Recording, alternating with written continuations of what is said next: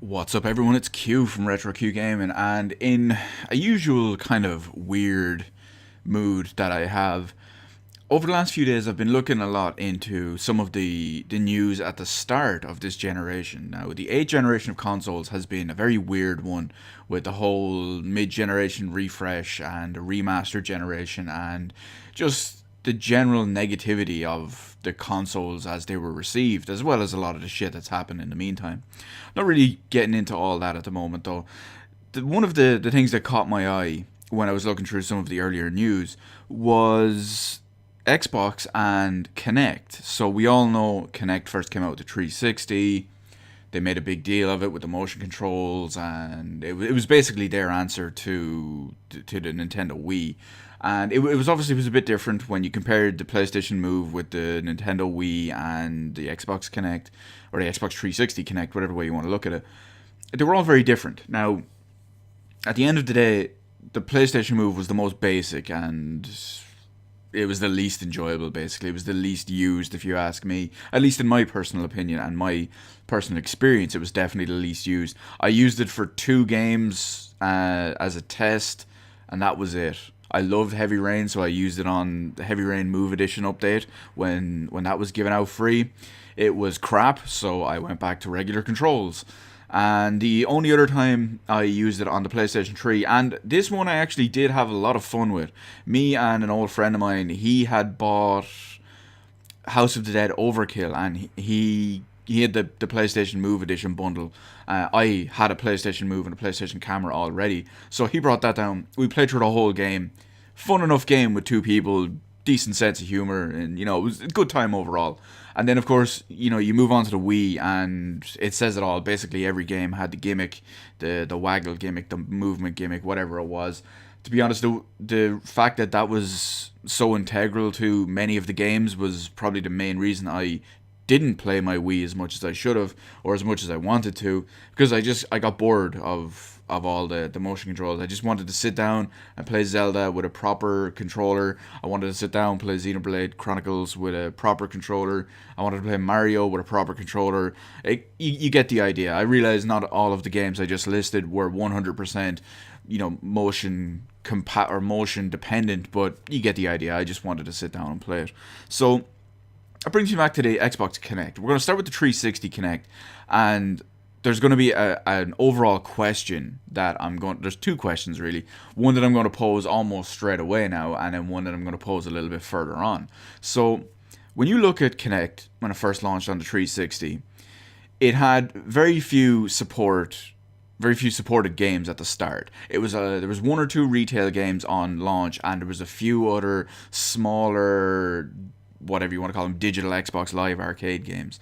So a lot of them were nothing special. I mean, there's that Steel Battalion game, which I technically have, but I've never actually played. I didn't bother, to be honest, because once I have the original 2 Steel Battalions actually, with a big ass controller, and just the idea of going to Kinect from that was just, no, it just wasn't. Maybe it was a demo I had of the 360 one. I can't remember, but I mean, you look at some of the other games. There's Rise of Nightmare. I remember playing a demo of it, and I was like, this was one of the ones that looked okay, but then when I played the demo, I was having none of it. And there's a bunch of others too, but the reason why I got the Xbox 360 Kinect, I believe I got it on launch day. I'm not 100% sure, but I think it was launch day. So I went down and I bought Child of Eden on 360 in my local GameStop, because I was a big fan of Rez from the Dreamcast. So, well, I suppose Rez from the Dreamcast ported to PS2, ported to 360. But I originally played it on the Dreamcast, and I loved it on that. So, you get the idea. So I played through Child of Eden, and then straight away, as soon as I finished it the first time, I just said, okay, this game would probably be a lot better with Kinect. So I went down, I got Kinect, I came back home, played through the entire game again. I enjoyed it, arguably more than I did previously. My only beef with original Kinect was the setup space required. It's the same with Xbox One Kinect, but it requires a decent amount of space. It's like I can't remember off the top of my head, but I think it's like a 6 foot by 6 foot area or something like that. And I know to some people it's not the biggest, most demanding area, But where I had my 360 at the time, it was not that viable. It was just bare minimum kind of thing. So I had to like move one or two things around every time I wanted to use it. It was the same with PlayStation Move, but you get the idea anyway. So other than that, I used it for a little bit. I remember I also played Fruit Ninja Connect. Fruit Ninja Connect was really fun, especially multiplayer. I played it with a friend of mine. It was actually the same guy I played House of the Dead with when I mentioned that a minute ago. But beyond that, beyond those two games, and even Child of Eden only at the very, like, within the first week of it coming out, I struggle to remember using the Kinect again. Short of those few demos that came out now and again, I remember trying Kinect when they first added Skyrim support into it. I turned it back on and I started messing around with the dragon shouts for like 5 minutes, and that was about it. But other than Child of Eden and the few times I'd boot up Fruit Ninja Connect, I struggle to think of a time where I actually used Kinect properly. And that brings me back to the first question. Did you get a 360 Kinect, and how long did it last you? Did you use it for a day and then get bored of it? Did you use it for a week and get bored of it? Or, did you sell it after a week, or did you keep it and just never use it again? Like, I know I still have my 360 Kinect. Can't remember last time I used it, but you get the idea. And that brings me on, so that was the first question, but that brings me on to the next question, which I find is going to be more important and a bigger question. The reason why I think this is a more important and bigger question is because when you look at the Xbox One when it was first released, Xbox One came with Kinect, and for a while you could not buy it without Kinect. And it was supposedly integral to the whole Xbox One experience, which they've basically defunct. But the big thing was, for an extra €100 at the time of launch, you were essentially getting an inferior product, but paying more for it because of Kinect. Like, Kinect is €150 brand new. At least last I checked, it was €150 brand new. So if you were to take €150 out of the original bundle, it would have been cheaper than a PlayStation 4 at launch. But at the same time, all the amount of man hours, the multi-millions and possibly billions of dollars that they put in to Kinect research, just to include with the system. Allegedly, they also had to cut corners on the actual Xbox One hardware, which is supposedly one of the reasons why we have 8 gig of DDR3 versus 8 gig of maybe GDDR5, just to accommodate the Kinect and make it a viable price option. Now, we all know down the line that was all changed and there was a whole other deal with it. But what's your experience with Xbox One Kinect, right? I'm gonna give in mine now as well, but I'm also gonna give in one or two examples of it. Like, for example, did you buy it within the first while when it only came bundled in with it? Did you get it much later that didn't have it with it and you wanted to go out and get one separately? Did you use it for a week or whatever it is? Now, I'm going to give you two actual real world examples for this. One of them is a more recent one. It's probably like the last maybe 4 months. And my friend, who also has an Xbox One, uses his Kinect for one or two specific things. He literally only uses it for, I won't even call it, well, I suppose you could call it menu navigation. I wasn't going to call it menu navigation at first, because he mostly uses it for stuff like when you send him an invite, it'd be like Xbox accept invite or Xbox open that kind of stuff. But then some of the times I was talking to him, we'd be in the party chat and he'd be using his voice Kinect for other stuff like Xbox, games and apps, load item 1, that kind of stuff. So it turns out, he was using it for menus as well as just accepting invites and chat and whatever all. So he uses it for that kind of stuff. He doesn't use it for anything else. He doesn't use it in game or anything like that, because he always, whenever he's done accepting invites and done navigating menus and all, you can always hear him say Xbox stop listening, just so it basically turns it off. So that's how I know his use of it. Now, once again, that's only a more recent thing. He's had this Xbox since day one, like myself, and he's only started using this within the last couple of months.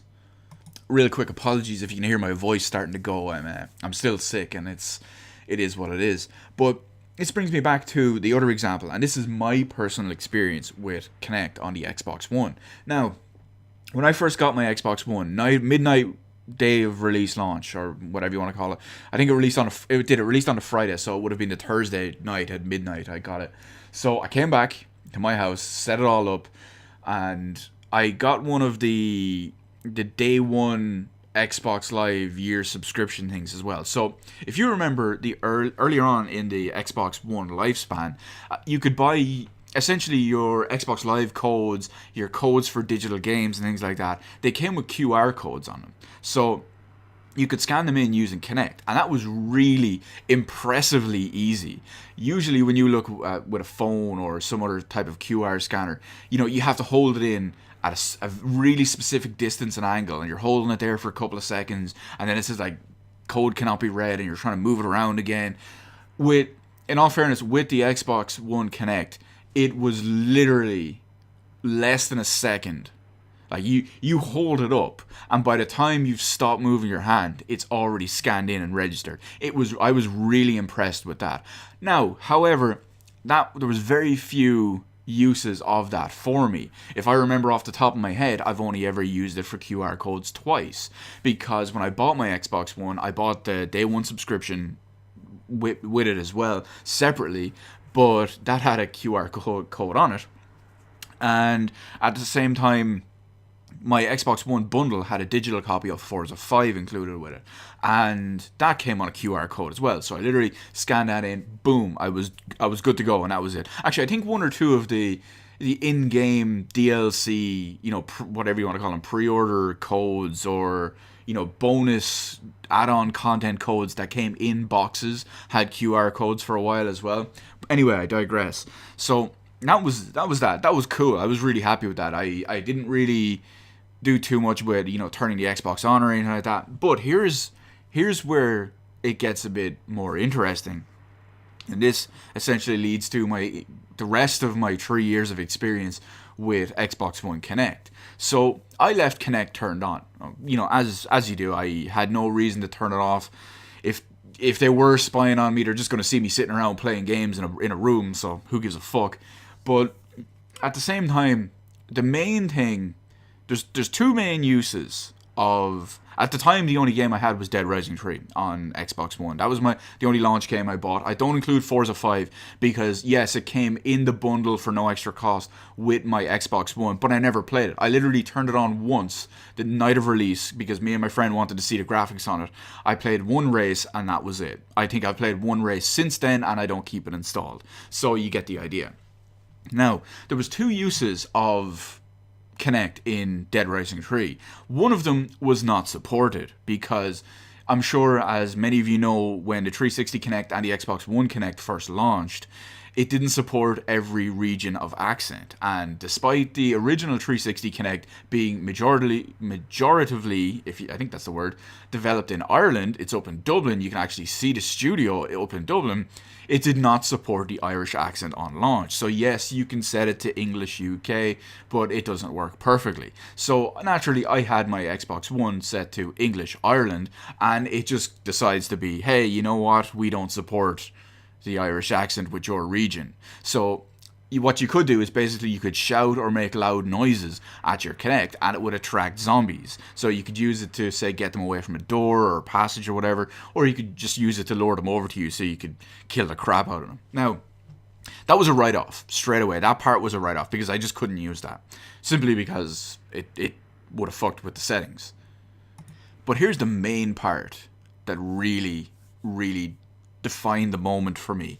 The second use of Kinect on the Xbox One for Dead Rising 3, when you get grabbed by a zombie, if you have Kinect turned on and you have the Kinect features enabled, if you will. No, so not just having Kinect turned on, but you've enabled the Kinect features within Dead Rising 3. What happens is when you get grabbed by a zombie, usually with Dead Rising 1, 2, and off the record, or 3 if you don't have the Kinect settings turned on, if you get grabbed by a zombie, you have a quick amount of time to press a certain button prompt, whatever comes up on screen, to kick that zombie off you before it does exceptionally more damage. So if you have these settings turned on, you have to shake the controller in a certain way. So a couple of times I was going with that. That's fine. It never really had too much of an issue. Sometimes it wouldn't register the first 1 or 2 times, and you'd take maybe 1 or 2 extra hits of damage, but that was it. I remember at one point near the end. Now, I was a pretty high level at the time, so I'd say I probably had maybe like 10 hit blocks or so at the time. I had a good amount of hit blocks. I wasn't the complete max level, but I was almost there. I had never died in the game up to this point. So I had max health, or near max health, or, well, let me rephrase that. I had maximum amount of current health, there you go, or near maximum amount of current health, and I got grabbed by a zombie. Started checking the controller, making sure Kinect could see it in its proper angle and proper way and all that. And the zombie wouldn't get off me. And you don't have the option to press the buttons when Kinect is turned on. It doesn't register. So I'm here shaking away, shaking in all different ways. I take every single point of damage and I die from full or almost full health. And that was the first time I died in game. And at that point, I was like, you know what? Fuck you, Kinect. That was about a week after launch, and I've never turned my Xbox One Kinect on since. It's been connected up, but I have never turned it on. I have it disabled in the Xbox settings. I've never turned it back on.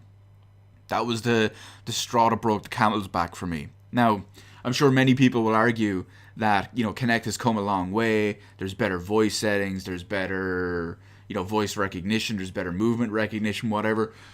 The fact is, I tried out something that was an alternate to a tried and tested input, being the controller, and it was inferior.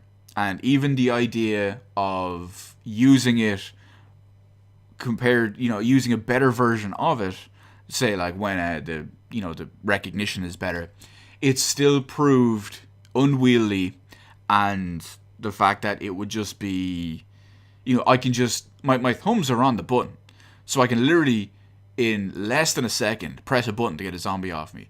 Or I can start, shaking and waving my arms around just to get a zombie off me. And chances are, have it not register. I'm not taking that chance. It tried, it failed, Kinect is pretty much done for me, and that's basically it. So that's my experience with Kinect on both platforms, but it's specifically the one on Xbox One that broke the camel's back that made me just stop using it and just ruled it out completely for me. So what about you? You've already posed the 2 questions. Those are the 2 main ones. What's your experience with Xbox 360 Kinect? What's your experience with Xbox One Kinect? Are you still using it? Did you, were you bored of it like 2 days after launch? Did you sell it? Did you never get one? Have you always wanted to get one? Was there a moment like myself that just broke the camel's back? Do you use it for rudimentary basic stuff, or whatever it is? Let me know. I'm curious to see how everyone else's experience is with it, so let me know all that in the comment section below. Hit the like button, hit the subscribe button. You can follow me on Twitter, details in the description below. Thank you for watching, and I will see you in the rest of the videos in my channel.